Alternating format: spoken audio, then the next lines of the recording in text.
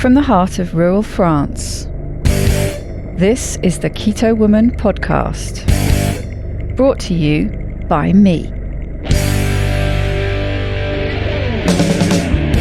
Hello Keto lovelies, I'm Daisy Brackenhall, and I've spent most of my life struggling with my weight and confidence, and have always had a difficult relationship with food.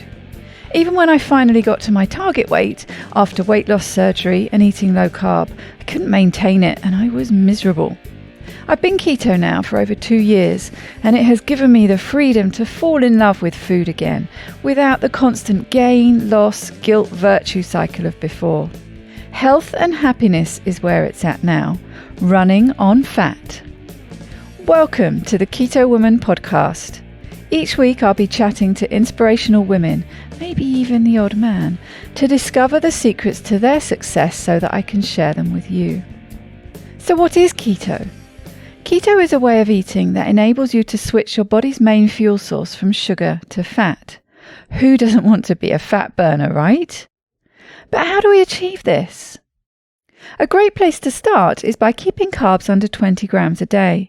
So things like leafy greens and above ground vegetables, plus some nuts and seeds and the incidental carbs you find in things like full fat dairy. Choose delicious fatty proteins and be free and easy with oily dressings on salad and butter on your veggies.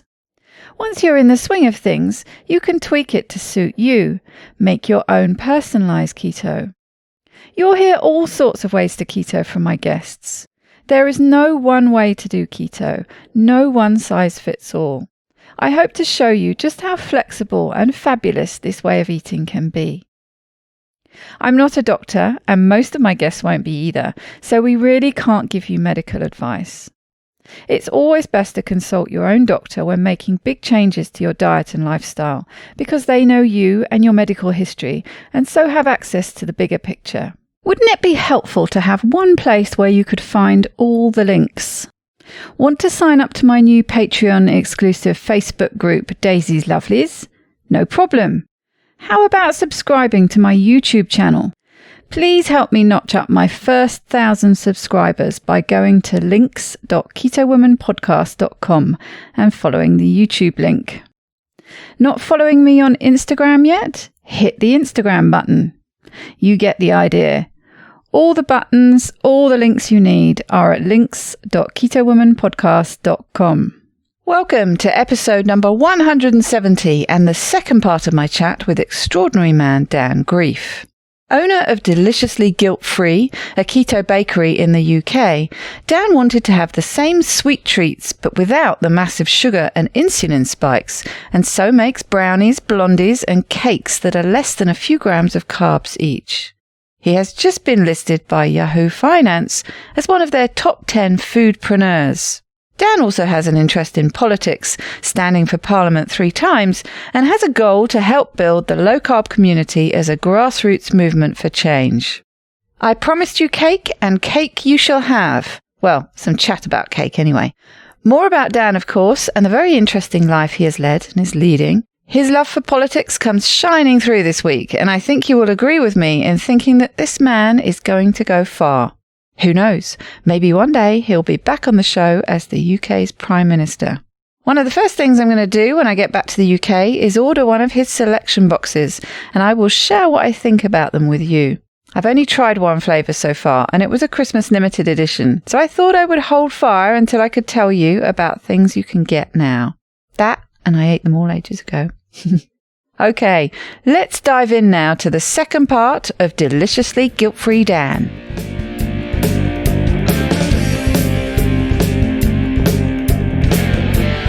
So I'm interested then in what you've done over your life career-wise. You said you started off thinking you might be going into the priesthood. Sounds like you changed your mind and went towards teaching and did that for a while. Yeah, I've been busy. I think, you know what, I personally think there's one life, and the worst thing for me would be the thought of coming to the end of it and having regrets and thinking, oh, what if I'd only done X, Y, or Z? And so, okay, you could now say, well, have you done bungee jumping or skydiving? No, I haven't, but maybe that's in the next decade of my life, who knows? But up to now, the things that I've wanted to try, I've just gone for, really. And I was very very pious at school, very religious at school. And I thought, I'd like to be a priest. And that was kind of, the way I used to think about things, really. I used to think, one day that'll be me. And I don't know what sort of priest I'll be, but I think, it was there in the background from the age of about 11, I suppose. And I was very pious when I was growing up. And then in my 20s, not fell in love with, but I fancied a girl. And to try and impress her at that time, I was working on a document called The Common Good, which is by the English Catholics, bishops. And it was all about how in society there should be a policy the government should have, because I've always been interested in politics as well, which should be for the common good of everybody, regardless of who gets elected, and how policy should reflect that.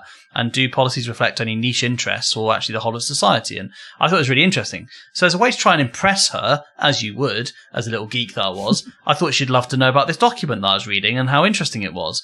And I was actually at the time working with an MP as well, voluntarily at the weekends, over this document. And she wasn't interested at all. She wasn't interested in me either. But she said, you'd get on really well with my mum, which is obviously painful to hear as a guy in his early 20s. So I met her mother, as it turns out, who's a reverend who has a charity in India. And she said, would you like to come out and work with me in India? So I said, yeah, that sounds amazing. So I went out there for a few weeks and fell in love with the work I was doing with the street children. Never wanted to be a teacher, but I had some teaching experiences out there. And I thought, this is really good. And then the next year I decided to save up some money good to go back to work there again. And then I traveled to India and Cambodia. And I thought when I was in Cambodia that the priests I met there, I thought these guys live the life. Social justice for me is everything. I think social justice and injustice you see everywhere. And I think, if we try to tackle that, the world would be a better place. So I could see that these guys, the Jesuit order in Cambodia, were just doing some amazing work. So I decided to join them. So I came back to the UK and then I joined the Jesuits. And I did my 18 months, almost 2 years as a novice, but then realized very quickly it wasn't right for me because I wanted to have a family and to get married. And I also realized that actually the piety I had, so much of it was tied up into social justice and actually the ideas of fighting unfairness. And so I decided actually after leaving the training for the priesthood that politics was probably my avenue. And so interesting. Other ways to do it. Yeah, exactly. And actually it's interesting, isn't it? I honestly think that a lot of life is just getting to know who you are and how you function. And the more you understand that and the more you see your limitations as well as your strong points, the more liberating it is because you suddenly realize, I work in X, Y, Z. I work in this way. I'm better in that situation than that situation. So I used to think, I'll be a miserable priest because I really want to have kids one day. I really want to be a husband. I really want to have a family life. But this is the only life that I can do this social justice work. And then I realized, hang on a minute, in politics, you can do a lot of this as well. And it's different, but this is also very similar. And so I then threw myself into politics. Yeah, sounds like you've been very good at discovering, finding out, digging down into what really are and were your core identity values. That's what's really important to you because all that other stuff, actually, how you do it in a way that's superficial. It's identifying what those core values are. And then the other things sort of fall away. So you sort of, focusing on the priesthood and thinking that's how it's going to work. But then when you actually realize what the bedrock is, it became clear to you that you could easily accomplish that in a different direction. I think so. That actually fulfilled those other things you needed, like family. Yeah, exactly. And realizing you don't get all those things in just one way in life. You can get them in different ways. I think there's also a factor of the influence of other people, which is also interesting. So it was interesting when I said to my novice master, my superior, that I want to leave the order. And he was like, well, why? It's going so well. And I said, well, I know it is because when I was in the order, I got made the kind of prefect type novice. So I was like the person who organised things for the other novices, and I was given lots of roles which are really lovely. And I was sent to Palestine to work in a refugee camp and all these great experiences that I just thought this is amazing. I worked in a homeless shelter in London, and I loved working there. And there's all these things that happen that I seem to do well at. And he said, but it's going really well. And I was going to go to Australia the year after, and I said because I shouldn't stay just for these amazing experiences. And even if I've done well at them, it's not me still. And I know what's going to happen. I'll go to Australia, fall in love with some beautiful woman I just think's amazing, but I can't. And it's not right. It's not true. I've got to be back in Norwich, living a normal life and being true to who I am. And this isn't right for me. And I had an open invitation to return if I wanted to. And when I invited him to my wedding, he said, this might damage a little bit your invitation to return to training again.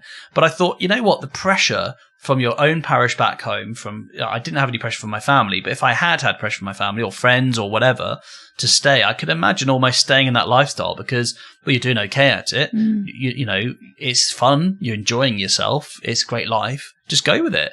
But you can't live a life for others in that way. You've got to be true to who you are to be the best self you can be to other people. And I think it's not easy, but, you know, because when I joined the Jesuits, I had to give up my bank account. I gave up all my money. I don't know that I had much anyway. You know, I had one suitcase of clothes and that was it. I had nothing. I gave up everything to go. And when you leave, equally, you've got sod all. So you come back to your parents like, well, that was a good 2 years. What am I going to do now? And I just thought, well, it's best to do that now and do the right choice from my next step than it is to kind of stay in that because it's easier. And I think that takes a bit of courage. But, you know, if you're in the wrong situation, I think you've got to be honest with yourself and realize, how do I tick? Is this actually helping me to grow, or is this going to stop me growing and keep me in a place which is not conducive to my happiness? How fascinating. So is that when you got into politics? Well, I mean, like I said, try and get girlfriends when I was in my early 20s. I was kind of working on the Catholic Bishops' Conference stuff and also volunteering with an MP, a Labour MP. I've always been a Labour person. And I've always been interested in politics anyway. It's just that I just guess I tried the priesthood option first. So when I left, that's when I decided, right, I'm going to throw myself into this. And particularly when I moved to Cambridge for a teaching job, I thought, right, what's the best way to get to know people being part of a community? And I joined the Labour Party again. And I just thought, you know, I will meet people who've got similar ideas and values to me. Of course, we fall out, a lot of us, about things at the same time. As you know, that politics is never that straightforward. However, it has been a real community, and coming to Cambridge and getting to know the Labour Party here locally was just, wonderful for me. And I just decided, right, what am I going to do with my spare time? I'm going to throw it into, politics. And so I went to my first meeting and I got asked then, would I stand to be a council candidate? And I was like, beg your pardon? I've just come along for the meeting, actually. And then I did. So I stood for the council that first year in Cambridge. And then about 2 weeks after that meeting, I met my wife in the Labour Party, and she was a campaign manager for one of the wards. So I got selected in that ward, and then she was my campaign manager. And within a year, we were married, and it all happened very quickly. So I guess I was in an environment where people with like-minded values, and I thought, you know, I just... Sounds a bit harsh to say, but I tick with political people. It doesn't matter if you're in a different party. I will tick with you because we've got a similar interest. Even if you've got a different opinion to me, I will get on well with you because I love the discussion. I love the debate. I love the fact you've got a view about this thing that I've got a view about. And even if it's different to me, I love that even more, actually, because you can really get to the heart of what it is. And I just found that connection, a bit like being the Jesuits. You're meeting people who are like-minded, who like the same sort of things that you do about social justice, and you can really get into the issue. And I guess for me, Labour gave me all of those things.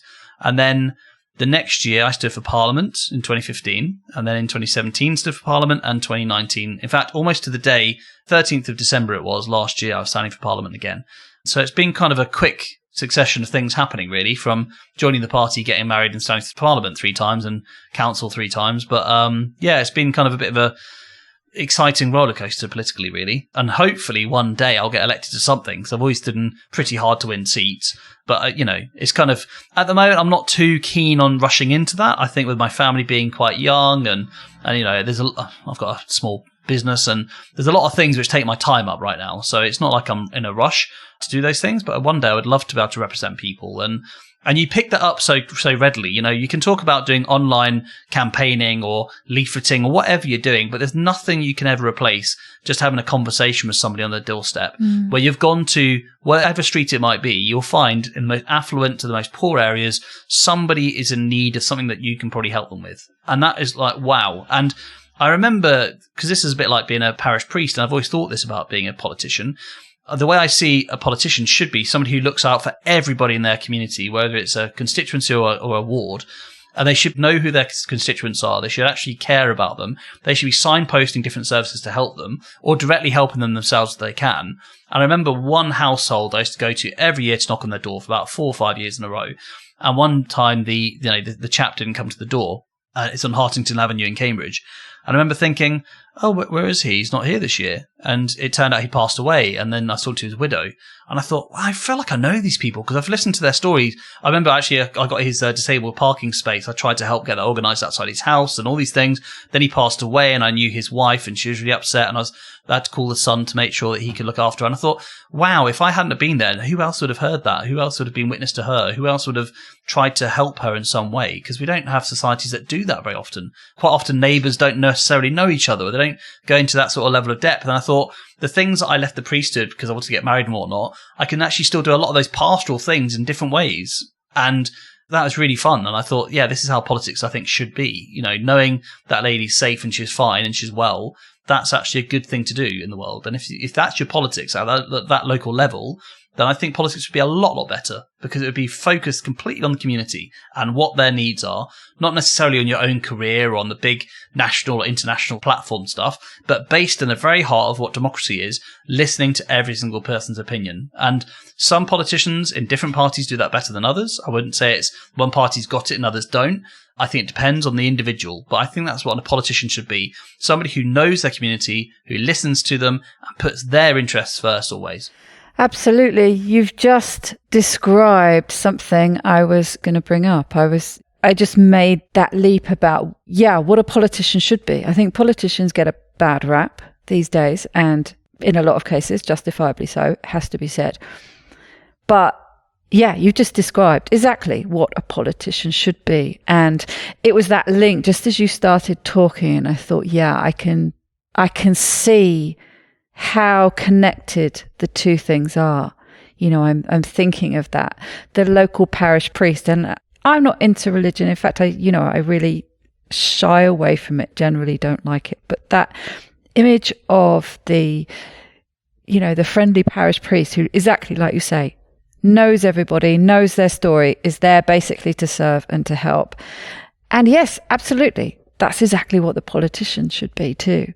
You know, your local MP, that's the role they should be providing and being part of the community. And I think that's one of the things that, with that sort of general shift away, I think, from religion and those kind of, it's the community element that I sort of look on with envy at those things. Well, this is the thing. And I know that people end up getting drawn to, I've got a friend who's doesn't have a religious bone in her body, but has started going to her local church for the community. And that religion is man-made. Exactly. I mean, the thing is, though, you might believe in a God or not believe in a God, and that's a completely different discussion, I'd say. Completely different thing. Yes, absolutely. I have a lot of respect for faith.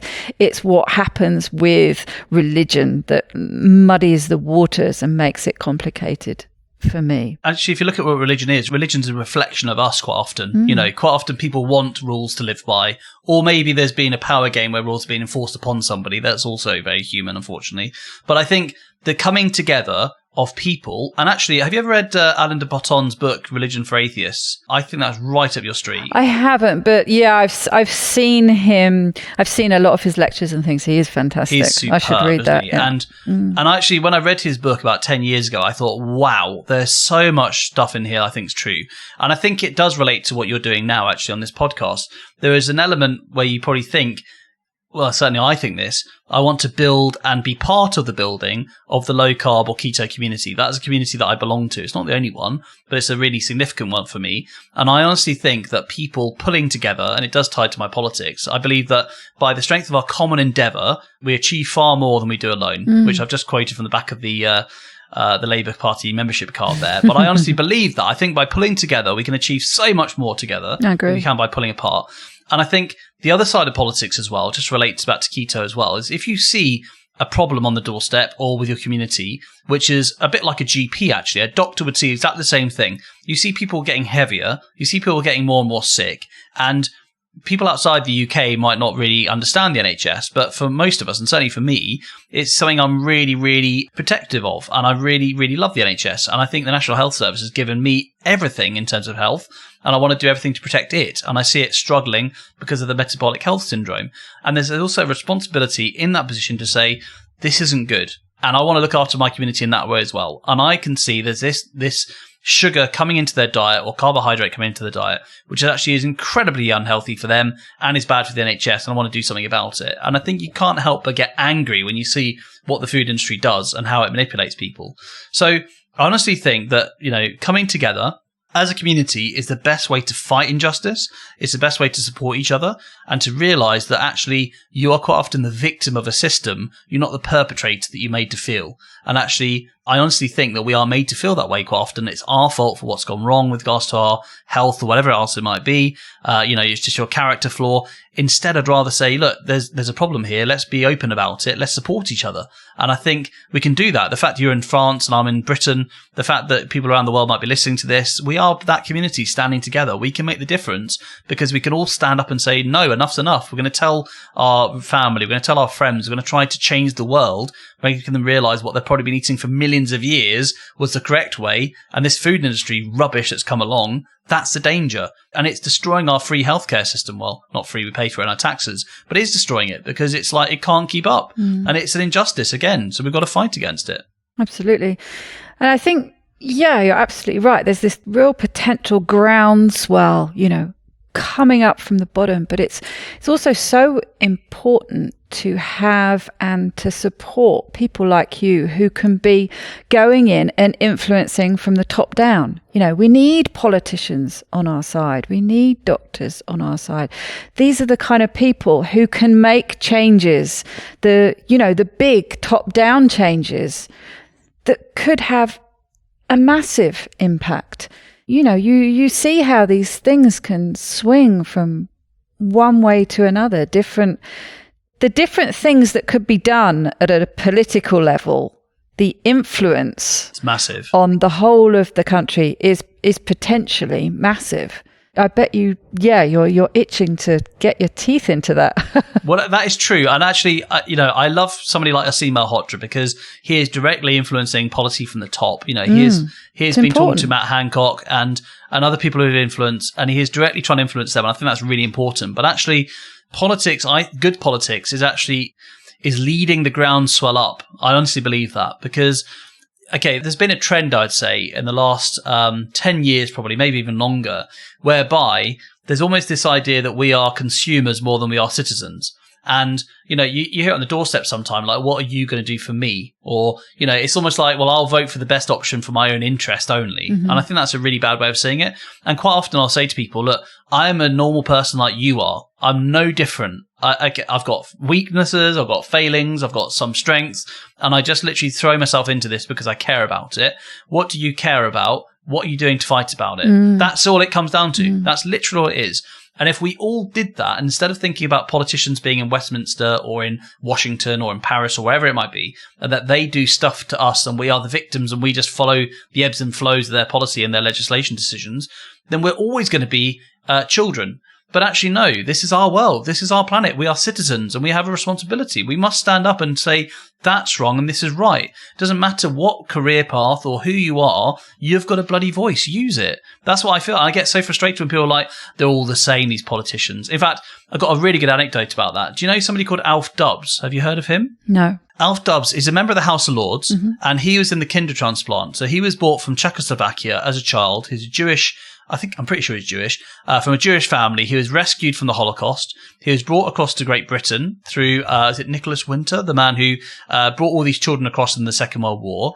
He was then raised in this country. He became a Labour MP in London and then eventually became a member of the House of Lords. He then took on the government to bring refugee children from the jungle, as is described in Calais, this refugee camp, to bring those children across to the UK. He got them to make a commitment. They then went back on the commitment. So I went to the High Court hearing in London with Alf Dubs, Lord Dubs, and others. And this man is probably the most kind of humble, down-to-earth person you could ever meet. I mean, just absolutely inspirational man. And I heard a story in a book that I read once where he was on the doorstep and someone said to him, all you politicians are all the same. And this person was like, that's Alf Dubs, who fights for children refugees, who survived the Nazis, who's fought his whole life for children who are refugees. And you say he's the same as everyone else? Because in some ways it's easier to say politicians are all this big block and we hate them. Religion's this big block, we hate it, or whatever it might be. But actually, that's where we kind of do a disservice to ourselves. And we've got to see each other as individuals and try to work out how we can work together for the better. I think if we did that, the world would be a way better place, which which is, I know, a little bit too airy-fairy and dreamlike, but I just think that, if we just work together and try and achieve something good, and I think low-carb and keto is a great example of that. If you just tried to make the change in your life and tell somebody else about it, that would be the change to change the world. It really would. Well, I think we actually underestimate our own influence. I mean, if you think about it, you think, what can I do on my own? And it's all the food production companies' fault, and it's the politicians' fault, and it's this, that, and the other.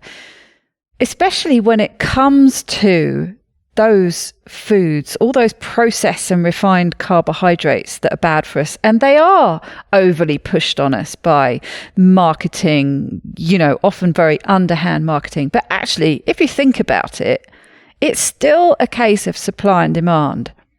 If we stop demanding it, they would change their supply. Mm-hmm. Yep.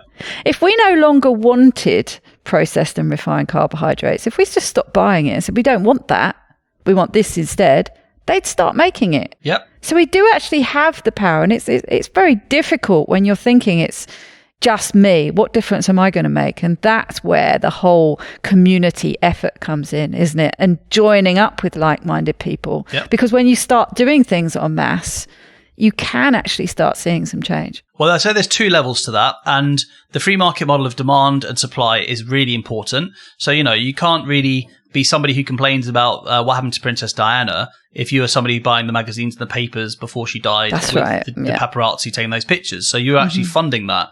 You do in some ways have a responsibility there. But when it comes to this, we have a demand element we are in control of, where we could try to stop buying those things or eating them. But there's also manipulation, and that's the other end. What is it you can do when you're being manipulated by the food industry, and there are parts where we are victim to it? What are you actively doing to try to change the manipulation? Maybe you're less powerful over the demand element because you're addicted to the food or whatever it might be. But do you contact, for instance, your local MP and talk to politicians about what they can do? Do you organise in some way a petition or something? Or do you, for instance, support the public health collaboration? Are you part of their programme? Do you listen to their talks? Do you give them money? There are ways you can try to help other people who want to end the manipulation from the top end. And you've got a lot of power in that regard too. So not just as a consumer, you're actually an active citizen in society. And when I used to teach politics to the students, I used to say to them, now you are all politicians in that way, because the democracy that we have belongs to you as much as the Prime Minister. We all are part of this system. So you've got an equal responsibility, as the Prime Minister does, to do your bit, whether that's using the political system, whether that is organising a protest, standing for office, whatever it is, the system is there for change. And it's the most powerful thing on earth for change, because in some countries you don't get that option at all. So use the system you have. Don't be a victim of it. Think, what can you do to stop things like the food industry manipulating citizens? Because that is your responsibility. And I used to be like, well, wow, I never thought of myself like that. I thought politics is something that's done to me. No, politics is something that you're part of. It's just you're choosing to be part of it more or less. And I think you can choose to buy less food, but actually at the same time, or less of the bad food, but actually the manipulation part, we can actively use the system to fight that. And I think we should. And the more of us do it, the stronger it is. Individually, I can achieve nothing. It's only with people behind me, and the same with all of us, that we can do any change in the world. That's right. And like you say, get involved with organisations like the PHC. Look at what Nina Teicholz is doing in the US. There are other people, like you say, that you can get behind and help with. And your voice does count. Oh, most certainly does. Most certainly does count. Well, it only counts in unison together. That's the thing. Your voice is pretty quiet, but put 1 million people together, it's unbelievably loud. That's how it works, isn't it? It's numbers. And the sort of individualism of going, oh yeah, but what can I do? Well, no, it's not about what you can do. It's what we can do. It's a mindset change, isn't it? And I think collectivizing is really important. You can get angry or you can get organized. Get organized, you make change. Get angry, you just break your TV and you throw your drink at it or whatever, but get organized. That's what I'd say to people. Do it. Pull together and connect, connect with you, connect with other people doing podcasts, connect with people like Asima Hotra, support them when they go through their hard times. I mean, how many times are our kind of low carb revolutionaries out there fighting and they're getting slated on Twitter or whatever? Just reach out and send them a nice message saying, I think you're doing a good job, carry on. Whatever it is, you can do a lot to help someone. Little actions all together multiplied have a massive impact. Anyway, we're getting a little bit American Pie now, aren't we? So I know that's the thing. You can go off on all sorts of tangents and talk about. We're British. Let's make it a bit more cynical. Like Come on. I want to hear. We are running over time, but I do really want to hear about your business and how this happens with a lot of my guests. That low carb, keto, whichever approach you take, ends up becoming their passion and taking over their life and also their business. So tell us a bit about yours. Yeah, so it's going to sound really weird, but actually considering what we just talked about, I think it does relate nicely. So the reason I started a business up is because I would like to be a politician one day, an MP. And I thought, well, I know what it's like to teach in different types of schools. So I've taught in special needs schools, secondary, primary. I know what the public sector is like in many ways because my wife is a doctor in the NHS and, my friends and family are NHS workers or teachers or, they tend to work in the public sector. And I really thought I'd want to know what business life is like because it sounds a bit of a weird reason really, but I thought, I love, for instance, I really love low carb and I love keto and I love that sort of lifestyle. And I really want to know what business is like. So these two things kind of could tie together. Maybe there might be a business there. So that's kind of how it all started. And I didn't know if this business was going to take off or if it was going to be something that was going to be just a bit of a side project and not work out, whatever. But I thought I want to know what it's like to fill in a tax return. That sounds a bit weird, doesn't it? I want to know what it's like to try to make the books balance because that's what a lot of life is like for a lot of people. And I wanted to know what that was like myself. And I love to experience it firsthand. So that's why I set it up in the first place. And then a sort of long story short, really, I spent 2 years really kind of baking until about 2 or 3 in the morning. So I make cakes and brownies and things like that. I always kind of thought, I want these things to be something that you could eat without even knowing it's low carb or low sugar. So I want to have an option for people so they can feel like they can just have this and not feel like they're missing out in some way. Because for me, I don't really have a massively sweet tooth, although I think my product's really nice. But I thought for other people, this is really major. And if someone's like type 2 diabetic and they get told they can't have sugar ever again, in their mind, that's synonymous with sweetness. So I think, well, if they could have the option, it doesn't, affect them with their cravings or whatever, and that makes them happy, then they could go for this. And that's what I did really. So I was baking till early hours of the morning. And then I'd be kind of, I do the night feeds and stuff with my son, with the express breast milk. And then in the morning, I'd go off and teach during the day. And then I'd sort of, on the way home, I'd sometimes keep orders in the fridge at school and then go and take them to the post office and post them off to our kind of very small customer base. And then, kind of do that week in, week out, and then sort of politics tutoring in the evenings. So I'd kind of have 3 jobs really. And I don't know why, I just never gave up, even though it wasn't paying me anything and it was hard work. I just kind of, I could see there's value in what I was doing and people liked it. So I thought, well, that's good enough for me and I enjoyed doing it, so I'll do it.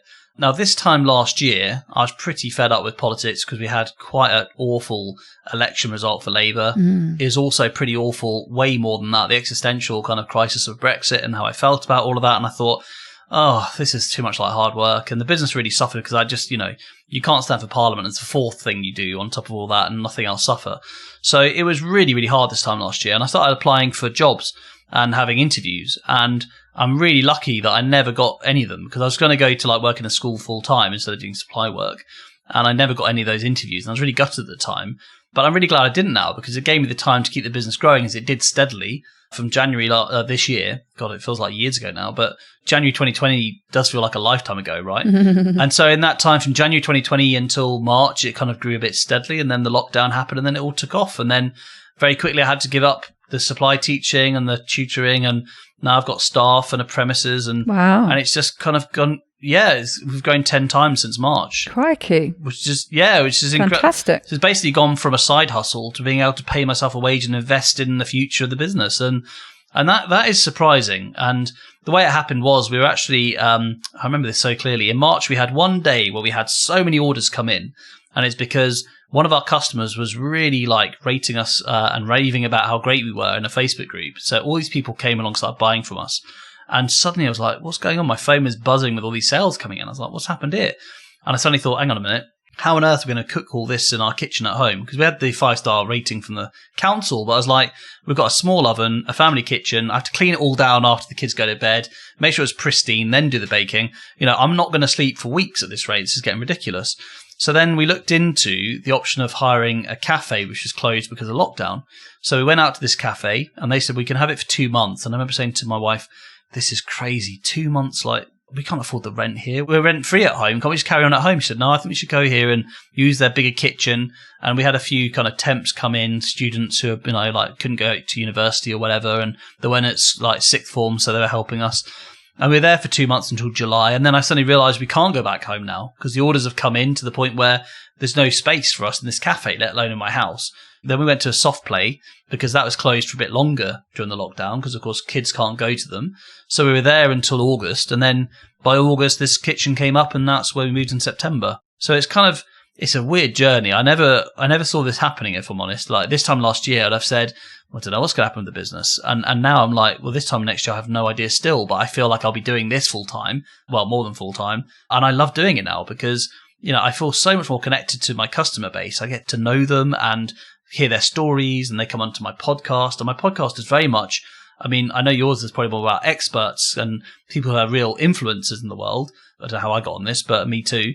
Whereas my podcast is about stories of just people who are my customers. And I want to celebrate their stories and say, no, that's mine. That was always that was the premise. That's where it started. It's all about, real, predominantly women, but quote unquote normal women with extraordinary stories. Yeah, exactly. That's what it grew out of. Yeah, absolutely. I think, and saying, like we're all normal people, and look what we've done, and look what we can do. And I think that's why I did it. And so I started the podcast around the same time, UK Low Carb, as a way of just celebrating that and saying, let's hear your stories and the community stories. And yeah, it's been really fun. I've really enjoyed it, and I love being part of the community now. And actually, the biggest thing is being able to focus on one thing. So the mindset of being like, right, I was working in a special needs school with some reception children. So the mindset of working with that age group and their needs. So then in the evening, I'd be tutoring like adults in politics because they were like, whatever reason they wanted to study for an A-level or degree or something. So I'd be tutoring them in the evening and then baking at night and then doing the social. And the mind change is incredible. It's quite hard. Whereas now I feel like I focus on one thing. Pulled in too many different directions. Yeah. And it's really exhausting. Toll in the end. It does, yeah. Especially with like 3-4 hours sleep a night as well. That was a tough few years, but I'm glad I did it. I wouldn't change it for the world. It's been really enjoyable. And I've learned so much as well in that time. You just challenge yourself in different ways. And suddenly you're like, like for instance, I hadn't managed anybody until recently this year. And I'm like, oh my goodness, how have I got through life without managing anybody? But as a teacher in a classroom with kids, it's totally different, totally different. And suddenly you've got to realize how you need to manage adults and they can't just read your mind. And you have to be clear in your communication. You have to, listen to what they have to say and then take that on board and reflect. And it's not easy. I've learned a lot this year, which I guess, like I said, the reason I set it up originally was to learn. And I feel like I've done a lot of that this year.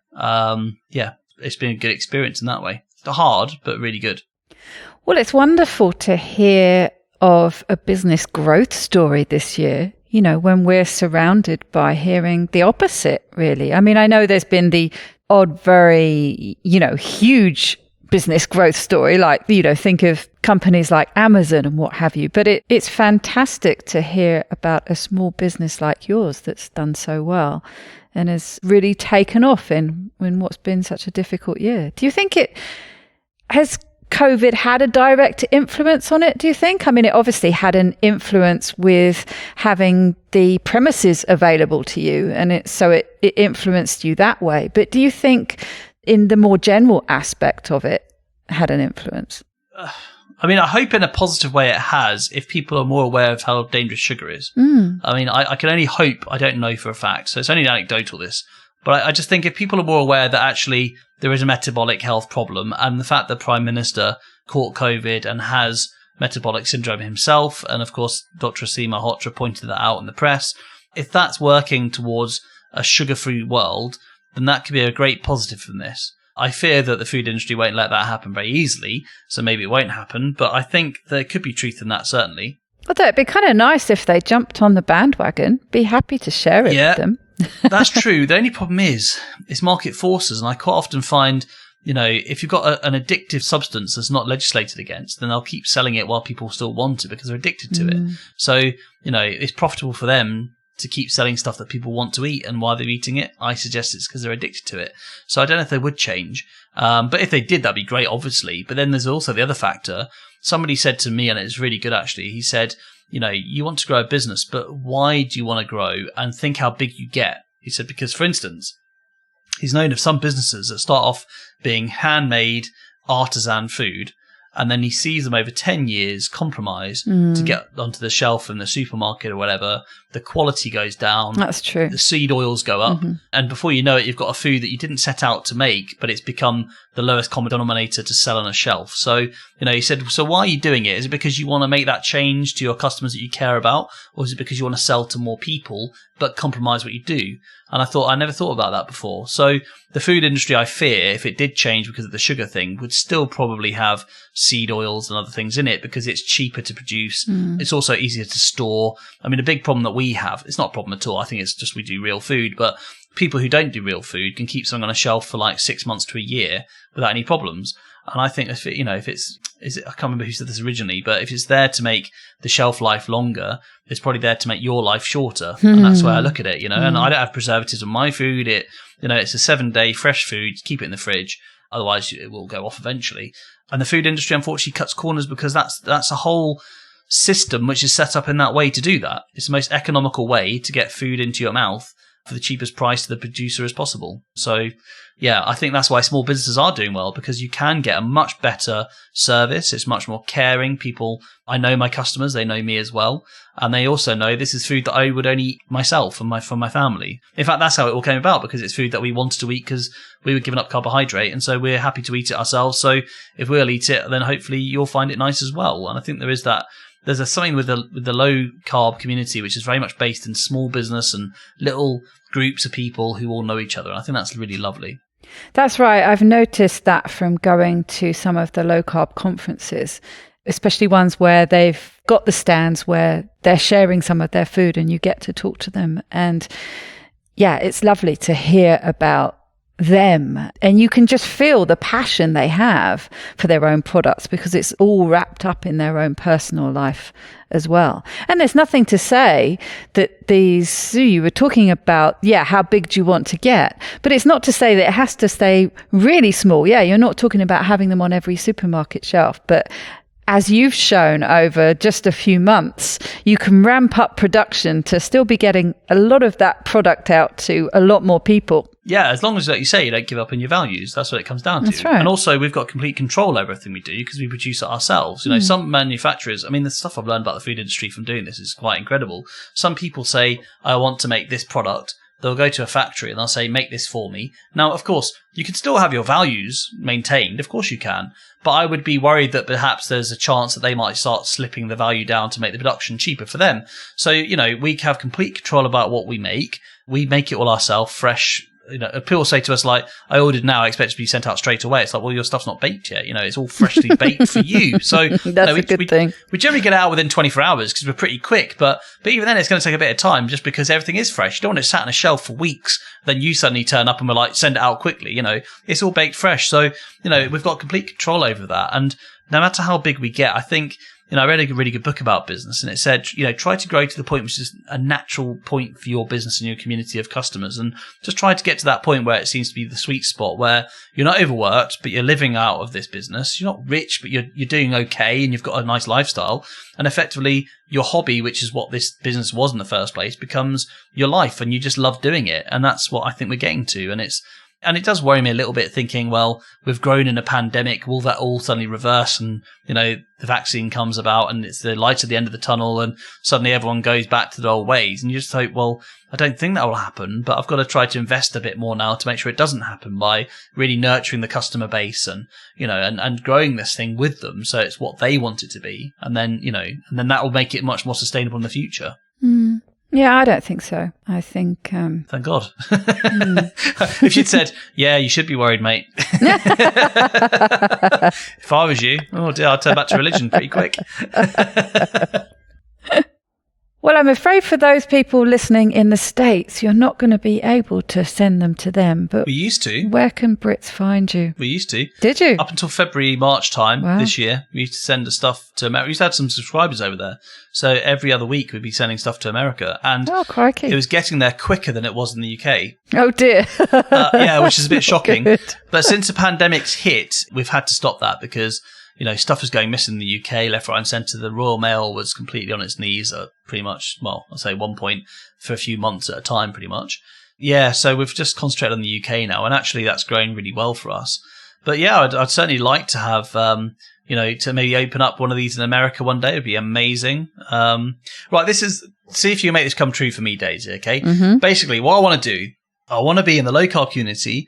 I want to be making things like podcasts, and which for me is an excuse to talk to my friends like you and talk about things that I love, like low carb, to kind of influence the way that governments are doing things, and at the same time have a cafe or somewhere selling nice cake. You can have a coffee and chat about stuff. That's all I want. Is that too much to ask?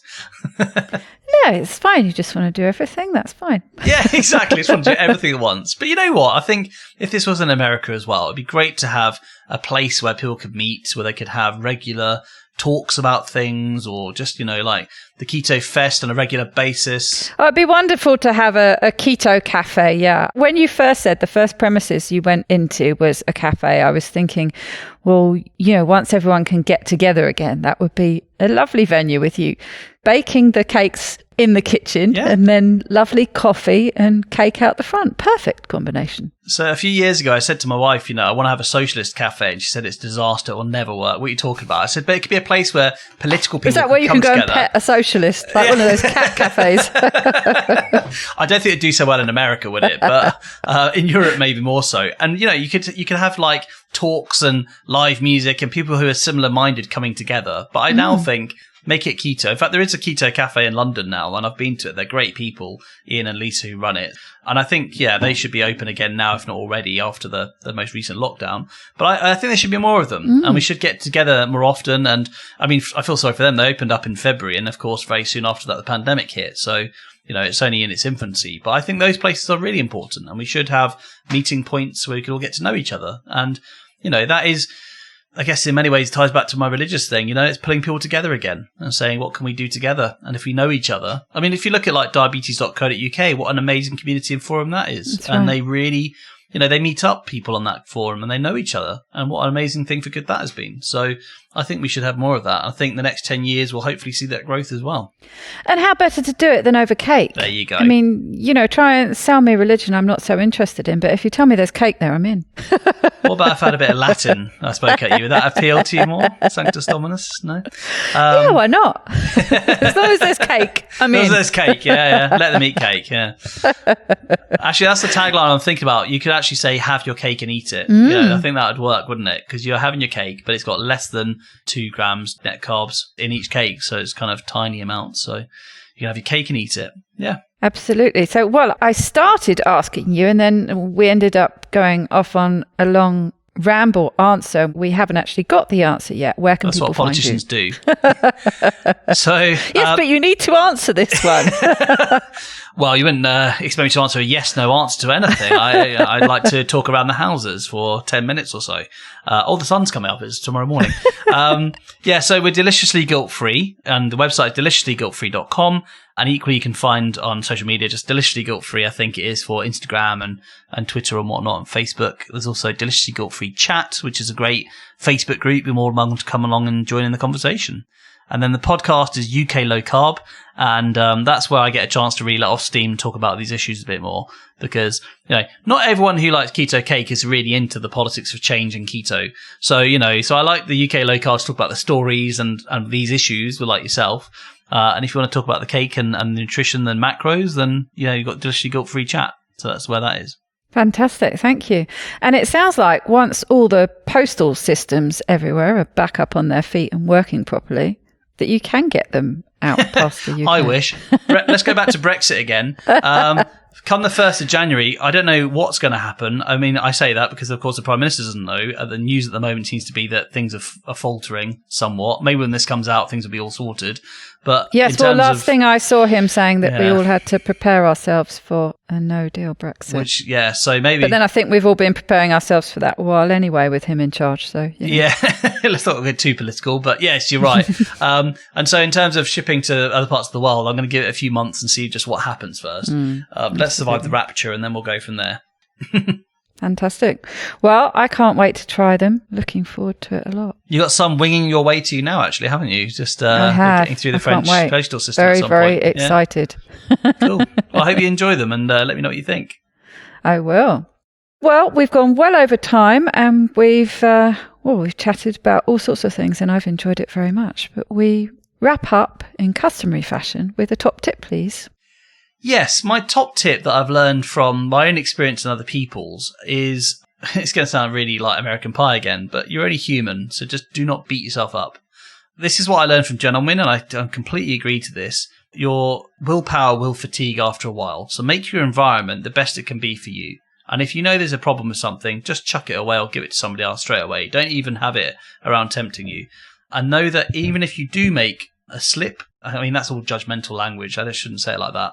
But if you do something we think is not an optimal choice, learn from it, adapt your environment or whatever you can to make it easy for yourself. Don't beat yourself up and then try again. And I think in life, so much of it is like that, because I saw a really good cartoon once where it was somebody on a bicycle and it said, you know, like having carbs at the weekend only is like doing this on a bicycle. And they took a stick and put it in the wheel. Mm-hmm. You know, it stops you there and then, but actually the impact of the accident will affect you for a week or two afterwards. And that's exactly what I find. So try to get to the point where you're not putting the stick in the wheel, whatever it is. Try and make it as easy as possible for yourself. You know, love yourself by looking after yourself, and look after yourself by changing your environment and making it more conducive to the choices that you want to make. So you don't have to be making the choices. It just happens because you've engineered your environment in that way. And I think that's what I think. That's right. Make it a bit more easy for yourself. Yeah, completely. I mean, for instance, you know, we've brought out Christmas flavors, not because I think that's what people want necessarily. It's because that's what I want. And so I'm going to make sure I'm not going to have Christmas pudding this year because I've made my own low carb version of it, which I'm going to eat for me and my family. So, you know, I've engineered my environment to make it easier for me. And if I was at home without that Christmas pudding and there's one in the fridge, well, I'm very likely going to eat it. So don't have it in the fridge. Get rid of it. You know, whatever you can do to make it as easy as possible for yourself, that's what you should do. Because we're all human. We're animals at the end of the day. We're tempted by things. We have urges for things, whatever. It's very natural. So try to give yourself a break and make it as easy as you can for yourself. Oh, whoops. Sorry, my speaker just fell off there. Poignant point there. Ended Crash, by... bang, wallop. Ended by about a bit of slapstick. Anyway. No, I think that's absolutely right. And I was thinking about something you were saying about earlier by being triggered a bit by Christmas and the different foods that are your favorite, and how some people are in an environment where they can't not be surrounded by some of those foods. So that's where, you know, tasty products like yours come in that they can take along with them so that they have got something when everyone else is eating. So say it's the Christmas pudding, everyone else is eating that and that used to be their favorite. Well, if they've got their Christmas pudding flavored cake on that they can have on their plate, then they're not going to feel so left out and they're not going to feel like they're deprived in any way. So, you know. And also, we get told this all the time. They have one of our brownies or cakes and they feel so full because it's made out of nuts and, you know, really rich, nutritious food. Whereas, you know, light floury things you could have lots of and still feel like you need more of. So they're also, you know, that's another thing. It's there to help you, hopefully, to realise you're not missing out. You're having something that tastes just like the real thing, but it's not as bad for you. And equally, you're not going to desire and have the cravings afterwards. And that's kind of the key, isn't it?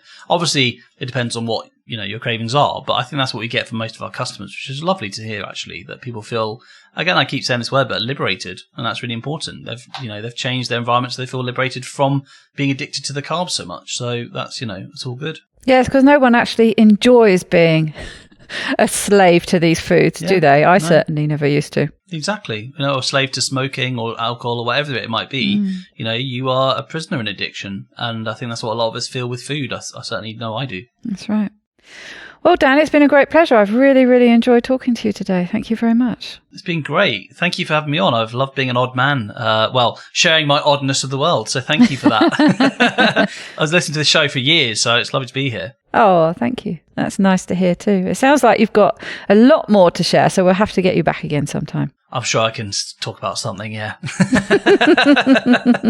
Thank you, Daisy, and have a lovely Christmas. Yes, you too. Bye now.